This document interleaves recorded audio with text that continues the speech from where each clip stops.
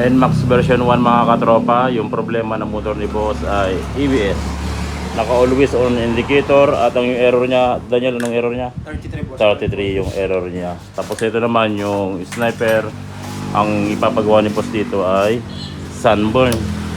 Ano, malala na? Malala na yung kanyang sunburn. Halos wala na makita, oh. Burado na.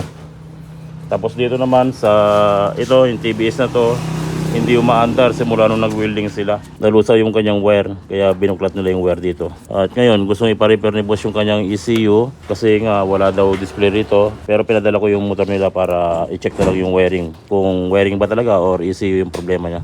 Yun, oh. Lusaw tong wire niya, oh. Kapag nagwi-welding kayo mga katropa, mas mainam kung tanggalin yung battery. Kasi kapag nakakabit yung battery at gagapang yung current, talagang uusok yan. Magkakaroon siya ng problema sa wiring. Tapos ito naman mga katropa, Barako 175. Dinala kahapon to, pero ngayon ko lang siya gagawin kasi busy kahapon. At ang problema ng Barako na to ay hindi umaandar. So galing to ng kasa, mga ilang linggo na nilang ginagawa sa kasa, kaya humingi sila ng tulong sa atin para ipacheck kung ano yung problema. Pumunta yung mga mekaniko ng kasa dito para pa-check sana yung kanyang ECU, ipagawa yung ECU dahil sabi ng gumagawa dun sa kasa ay namamatay-matay yung motor at nawawala-wala yung kanyang kuryente. So, ang mga ginawa daw nila, nagpalit na daw sila ng bagong stator. Ito yung pinalit nila, bagong stator. Pero ganun pa rin, namamatay-matay yung motor, nawawala-wala yung kuryente. Minsan, totaling nawawala yung kuryente. Nag-check sila ng relay, good naman daw. At nagpalit sila ng bagong relay. Same pa rin yung kanyang senaryo. Hindi pa rin siya umaandar o wala pa rin kuryente. So, chinek na nila lahat mga katropa yung wiring ng Barako na to. Pero hindi nila mapaandar yung motor. At yung customer, kailangan na ng service. Kaya humingi ng tulong sa atin yung tropa natin sa kasa para ipacheck kung ano yung problema ng Barako na to. Kasi almost 3 weeks na ata nilang ginagawa itong motor na to, pero hindi nila madali yung kanyang problema. So kapag isususin natin mga katropa at ipo-push button, kung mapapansin nyo, tumutunog lang yung push button. Dati daw gumagana daw yung kanyang push button, pero nung maglaon, ito na lang daw yung nangyari. Tumutunog na lang. Tapos kapag papaandarin natin, gentle, paandarin nga natin. Sige, tadyak. Nakasusi na. Okay, so panda rin. Ayaw umandar. Ngayon, kung titignan natin yung kanyang kuryente, tanggalin natin yung kuha ko. Tignan natin yung kuryente niya. Kung titignan natin yung kanyang kuryente mga katropa, sige, tadyak.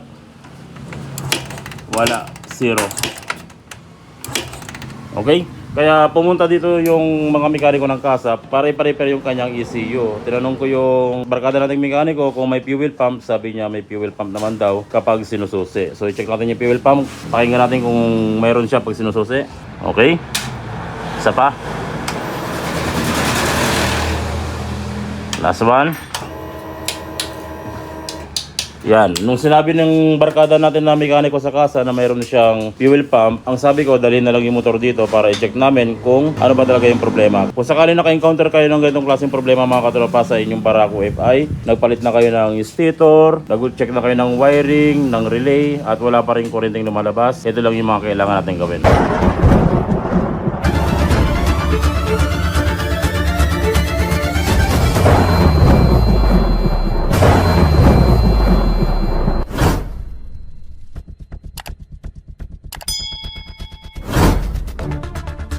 So ito na yung dashboard panel ni boss mga katropa na sunburn, nagawa na natin. Tapos yun yung winilding, okay na. Ingat boss! Lagay mo nga ito Daniel, tignan natin kung okay na. Ang problema ng motor nila ay wiring. Pero kahapon pumunta si boss dito, galing pa sila ng San Carlos. Dala-dala niya yung ECU, paparepair niya yung ECU. Sabi ko dali mo na yung motor para ma-check kung wiring o ECU. Tama nga, wiring lang. Hindi nakaligtas si boss sa gastos dahil walang mahanap na ECU ng TBS. Mahirap hanapin. Tapos ito naman yung sunburn kanina na sniper. Sige. Iyon, no? Napakalinaw, oh. Tapos dito ulit tayo mga katropa sa ating Barako. Yun nga, nagpalit sila boss ng stator, nagpalit ng relay, ganun pa rin, kaya binalik yung dating relay. At biglang nawala daw yung push button niya. So unahin muna natin mga katropa yung kanyang push button. Sa push button, kung sakaling naka-encounter kayo ng ganitong problema, yung kapag sinusi nyo at pinush button natin ay relay lang yung tumutunog, dalawa yung possible na problema rito. Una, yung kanyang starter motor marumi, yung carbon brush niya marumi at pudpud na. Kaya kapag pinupush button natin, relay lang yung naririnig natin. O kaya naman, pangalawang senaryo kung bakit hindi gumagana ang push button at tumutunog lang yung kanyang relay, ay yung mismong relay na yung problema. So paano natin malalaman kung relay yung kanyang problema o kabong brush? Ganito yung gagawin natin. Kumuha lang kayo ng lungnos o plies. Tapos dito sa starter relay, meron kayo makikitang dalawang tornilyo na malaki. Ang gagawin natin dyan ay pagdidikitin natin yung dalawang tornilyo na yan. Ngayon, kung sakaling sinilis natin to at hindi umandar yung starter motor or hindi siya nag-response, 100% automatic na may problema yung ating starter motor. Pero kapag nirekta natin yung dalawang tornilyo at umikot yung ating starter motor, automatic, syempre may problema yung ating starter relay. Ganun lang yung simpleng pag-check kung sino ba may problema. So, irekta na natin tong dalawang tornilyo para malaman natin kung sino sa dalawa ang may problema.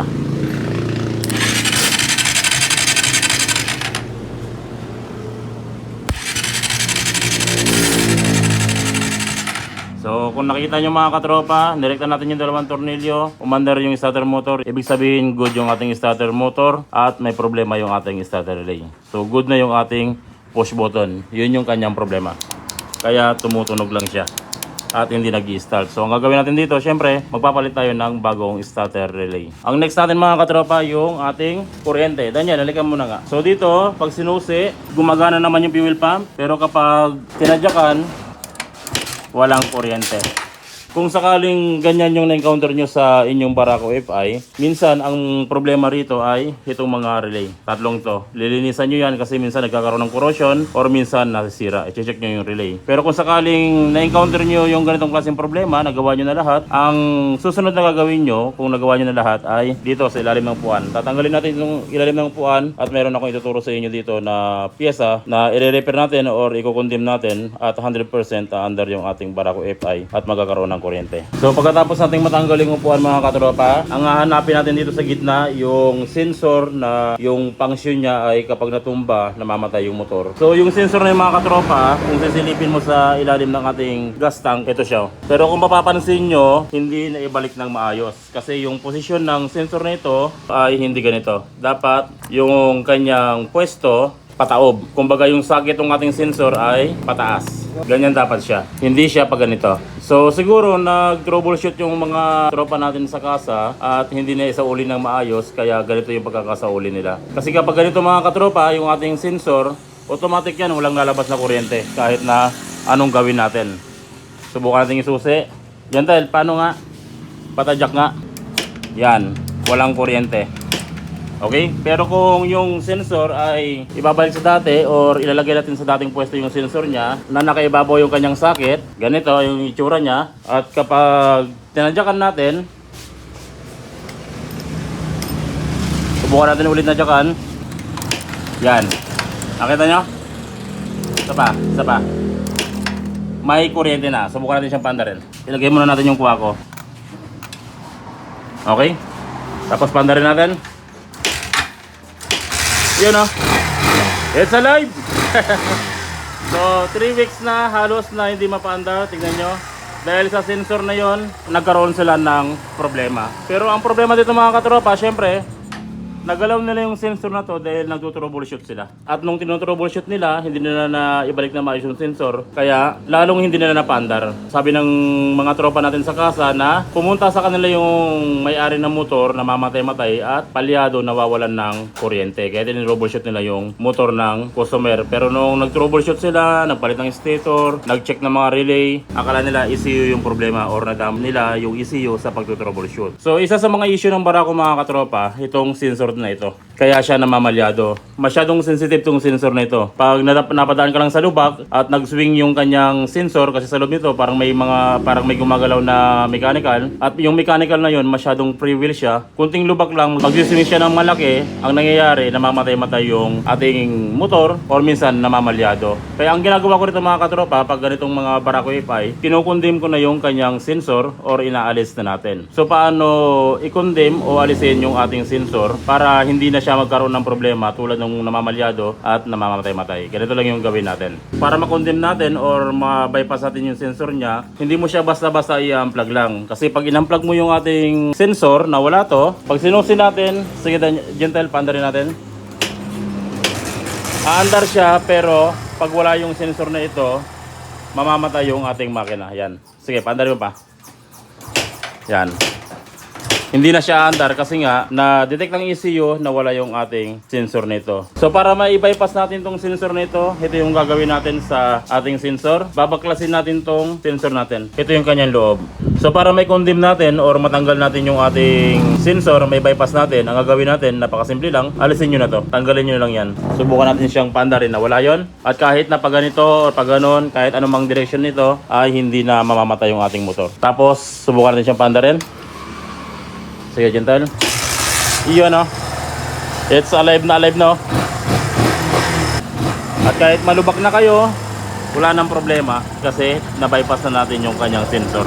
After 2 weeks or 3 weeks, it's alive na yung motor ni boss. So yun ang mga katropa, kung sakali naka-encounter kayo ng ganitong klaseng problema sa inyong motor, nagpalit na kayo ng stator, fuel filter, mga relay, nagawa nyo na lahat yan, at hindi pa rin lumalabas yung kuryente or palyado pa rin, ito lang yung puntahan nyo, yung sensor na ito. At sure ball, 100% magagawa nyo yung motor ng customer at mapapatino nyo. So yun lang mga katropa, maraming salamat sa walang sabang pagsuporta sa ating channel. Sana tuwing nanonood kayo ng ating video, marami kayo natutunan na nagagamit nyo sa inyong panganap buhay or sa inyong pag-DIY. Maraming salamat mga katropa. God bless at syempre, ingat palagi sa pagwawiring.